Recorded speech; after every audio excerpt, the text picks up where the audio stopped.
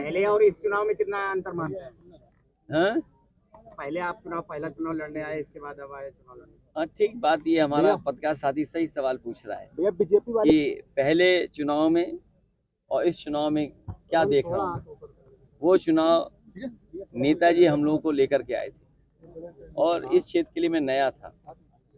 यहाँ की जनता ने अपने वोट के माध्यम से न जाने कितना प्यार और सम्मान बढ़ाया समाजवादियों का उस समय उन परिस्थितियों में, जिसकी वजह से आज भी लगाव कन्नौज की से है। हम लोग सत्ता में रहे हों न रहे हों, आपने देखा होगा कन्नौज से दूर हम लोग कभी नहीं गए। कन्नौज के लोगों से और कन्नौज क्षेत्र से हमेशा जुड़े रहे। और कन्नौज से अगर लगाव ना होता तो क्या दुनिया की सबसे बेहतरीन सड़क यहीं बनाते हैं? कन्नौज में कई रूठे लोगों को मना लिया गया है आपके साथ। मैं आपके माध्यम से कह रहा हूँ, जितने रूठे हैं सब आ जाएं, सब मन जाएं। नहीं भैया, अभी और आपसे अपील कह रहा हूँ, हमारे नवाब सिंह यादव जी तू उनकी वो गुलामी मत कर।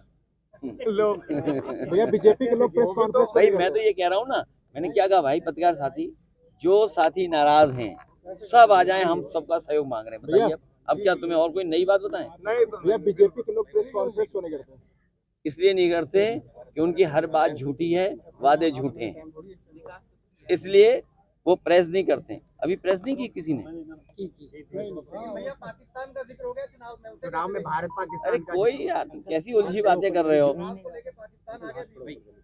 ये घबराए हुए लोग हैं, डरे लोग। कभी पहलवान को देखा आपने? जब वो पहलवान कुश्ती हारने लगता है तो हारता हुआ पहलवान क्या ना करे, कभी लंगोट खींचता है, कभी काटने लगता है। अरे जो पहलवानी करे उनसे पूछो। जो पहलवान हारने लगता है फिर वो छटपटाता है, वो भागता है, फिर इसी तरह के काम करता है जो तो आप बता रहे हो। अरे भाई कन्नौज से क्या लेना देना भारत पाकिस्तान का? क्या लेना देना बताओ कन्नौज से? तो अगर इन्हें इस्लामीकरण हो जाएगा, देखिए आप, इसीलिए मैंने अपने शुरू में कहा कि जब से ये हारे हैं और हारना शुरू हो गए तब से इनके भाषणों की भाषा बदल गई। और जो रुझान आने लगे हैं, जो रुझान आ रहे हैं, वो बता रहे हैं उनकी भाषा से रुझान पता लग रहा है कि पीछे चले गए ये लोग। आप सोचिए, समाजवादियों ने लैपटॉप दिया था, आज भी चल रहा होगा। आज भी लैपटॉप किसी गांव में, किसी कस्बे में, शहर में जिस साथी के पास होगा वो चल रहा होगा। चल रहा है, मेरे पास है भैया। देख कई समझदार आदमी थे। अब इसने मन की बात कही। देखो बीजेपी के मन की बात वाली नहीं, अब संविधान की बात होगी। संविधान ही हमारा संजीवनी है, संविधान ही हमारा अधिकार और मान सम्मान दिलाता है। बाबा साहब का दिया हुआ संविधान, उसको ये खत्म करना चाहते हैं। ये इसीलिए जनता का ध्यान बांटना चाहते हैं। बताइए इनके मेरठ के सांसद के प्रत्याशी ने क्या कहा कि संविधान बदलेंगे? अयोध्या के सांसद ने क्या कहा कि हम संविधान बदलेंगे? राजस्थान से एक सांसद ने कहा, आपके कर्नाटक से एक ने कहा। और इनके मन में है, ये जो मन की बात करते हैं, ये मनमर्जी करते हैं अपनी। ये मन की बात करने वाले, मनमर्जी वाले लोगों को इस बार जनता सबक सिखाने जा रही है। भैया आखिरी सवाल।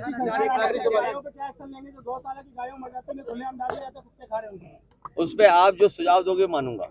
भैया आखिरी सवाल, चुनाव जीतने के बाद सबसे बड़ा ये हारे नहीं है, ये हार चुके हैं, इसलिए इस तरह का ध्यान हटा रहे हैं। भैया एक सवाल, अगर आप चुनाव जीत जाते हैं उसके बाद सबसे पहला बड़ा काम क्या रहने वाला है?